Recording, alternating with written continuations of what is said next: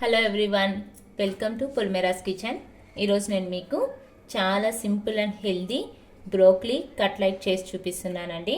ఇందుకు కావాల్సినవి ఫస్ట్ ఇది బ్రోకలీ నేను ఇలా కట్ చేసేసుకొని మొత్తం అన్ని బ్రోకలీ కూడా ఇలా పీసెస్గా కట్ చేసుకొని నేను వాటర్లో కొద్దిగా పసుపు సాల్ట్ యాడ్ చేసుకొని ఇలా ఒక 2 minutes ఇలా కుక్ చేసేసుకున్నానండి.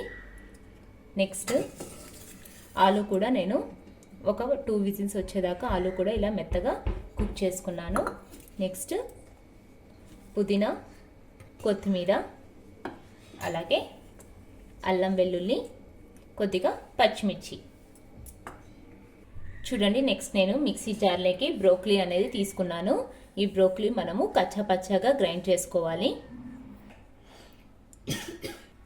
చూడండి, ఇలా మిక్సీ జార్లోకి మనము బ్రోకలీ అంతా కూడా ఇలా పేస్ట్ చేసుకోవాలి. ఇలా పొడి పొడిగానే వస్తుందండి. మనం వాటర్ లేకుండా బ్రోకలీ అనేది తీసుకోవాలి. నెక్స్ట్ పొటాటో కూడా ఇలా మొత్తం నేను పేస్ట్ చేసేసుకున్నానండి. మొత్తం పొటాటో కూడా బాయిల్ పొటాటో ఇలా స్మాష్ చేసేసుకొని వేసేసుకోవాలి. చూడండి, నెక్స్ట్ మిక్సీ జార్లోకి అల్లం వెల్లుల్లి, అలాగే పచ్చిమిర్చి, పుదీనా, కొత్తిమీర ఇవంతా కూడా పేస్ట్ చేసేసుకోవాలి.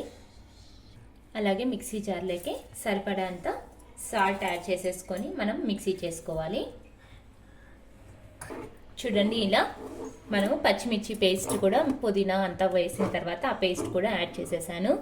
అలాగే ఇందులోకి సన్నగా కట్ చేసుకున్న ఆనియన్స్,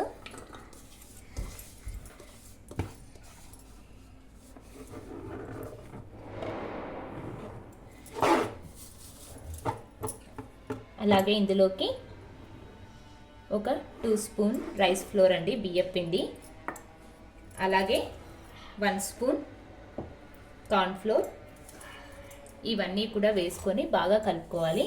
కొద్దిగా మీకు స్పైసీగా కావాలి అంటే ఇలా రెడ్ చిల్లీ పౌడర్ కూడా కొద్దిగా యాడ్ చేసుకోవచ్చు. నేను ఇక్కడ స్పైసీగా చేస్తున్నాను, సో ఒక 1/2 స్పూన్ రెడ్ చిల్లీ పౌడర్ కూడా యాడ్ చేసి బాగా కలిపేసుకుంటున్నాను. చూడండి, ఇలా మనము అంతా కూడా ఇలా కలిపేసుకున్నాక ఫైనల్లీ ఇందులోకి తెల్ల నువ్వులు నేను ఇలా జస్ట్ డ్రై రోస్ట్ చేసుకున్నాను. ఈ నువ్వులు వేసేసుకోవాలి. చూడండి, తెల్ల నువ్వులు వేసుకున్నాక నేను ఒకసారి బాగా కలుపుకున్నాను.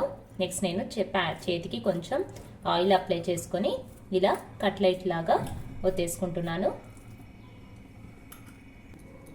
ఇక్కడ ప్యాన్ పెట్టుకొని ప్యాన్ హీట్ అయ్యాక ఇలా కట్లెట్స్ అన్నీ కూడా ఇలా వేసేసుకోవాలి. చూడండి, ఇలా ప్యాన్ పైన ఆయిల్ వేసుకుంటూ మనము లో ఫ్లేమ్లో 2 సైడ్స్ మనము ఈ కట్లెట్స్ అనేది కాల్చుకోవాలి. చూడండి, ఇలా మనము 2 సైడ్స్ గోల్డెన్ బ్రౌన్ కలర్లోకి వచ్చేంత వరకు ఈ కట్లెట్స్ అనేది ఫ్రై చేసుకోవాలి. అంతే అండి, చాలా సింపుల్ అండ్ హెల్తీ. ఇలా టమాటో కచప్తో మనం సర్వ్ చేసుకుంటే బ్రోకలీ కట్లెట్ అనేది రెడీ అవుతుంది. పిల్లలు కూడా చాలా ఇష్టంగా తింటారు. చూడండి, ఇలా చాలా సాఫ్ట్గా క్రిస్పీగా చాలా చాలా టేస్టీగా ఉంటాయి. మీరు కూడా ట్రై చేయండి. నా ఛానల్ మీకు నచ్చినట్టయితే లైక్ చేయండి, షేర్ చేయండి, సబ్స్క్రైబ్ చేయండి. Thank you.